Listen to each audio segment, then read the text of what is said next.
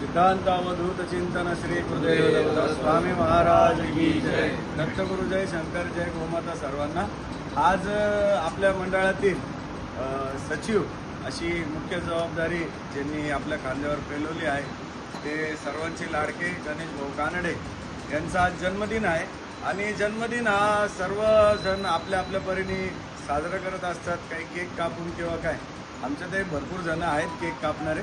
परंतु गणेश भाऊनी एक मंडळात आल्यानंतर ज्यांनी दरवेळेला काहीतरी नवीन सुचवलं तर गोशाळा आपली सध्या नवीन उपक्रम जो आपण हाती घेतलाय त्या उपक्रमासाठी त्यांनी एक नवीन सूचना अशी दिली की भाऊ आपण वाढदिवस गोशाळेवर साजरा करत जाऊ आणि त्या वाढदिवसाचे औचित्य साधून आपल्याला जेवढं जास्तीत जास्त हिंदू धर्माचं आपलं जतन करता येईल ते आपण त्याच्यातून जास्तीत जास्त लोकांपर्यंत किंवा आपल्यापासूनच सुरुवात करावी असं त्यांनी सुचवलं होतं.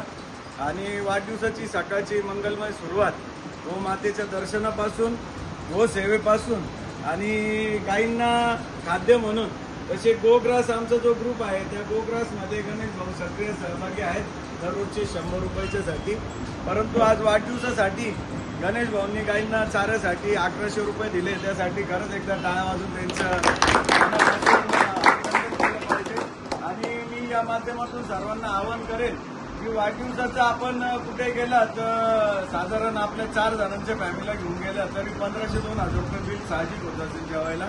तुम्ही जेवायला जा, पण गोमातेला जर त्याच्यातून एक टायमाचा चारा जर आपल्याला मिळाला तर नक्कीच तुमचा जन्मदिन सार्थकी लागेल. इथून मागं काय झालं तो विषय सोडून द्या आणि इथून नवीन अशी सुरुवात आपण सर्वांनी करूया. लग्नाचा वाढदिवस असू द्या, तुमचा वैयक्तिक वाढदिवस असू द्या, एक 10 मिनिटं इथं. आणि केक कापायची प्रथा आम्ही आमच्यापासून सुरुवात करतोय की बंद करावी. घरी कापा, पण गोशाळेवरती औक्षण करून विधिवत रामरक्षेचे 10 श्लोक घेऊन ज्याचा जन्मदिन आहे त्याच्या डोक्यावरती त्या मंगलाक्षता टाकून त्याचा जन्मदिन या ठिकाणी साजरा करण्याची प्रथा आजपासून या गोशाळेवरती सुरू झाली आहे. ज्यांना कोणाला आपला जन्मदिन गोसेवेसोबत साजरा करायचा असेल त्यांनी नक्की गोशाळेला संपर्क साधावा. दत्तगुरु जय, शंकर सिद्धांत अवधूत चिंतन श्री गुरुदेव दत्त स्वामी महाराज की जय. जय गोमाता. जय गोमाता.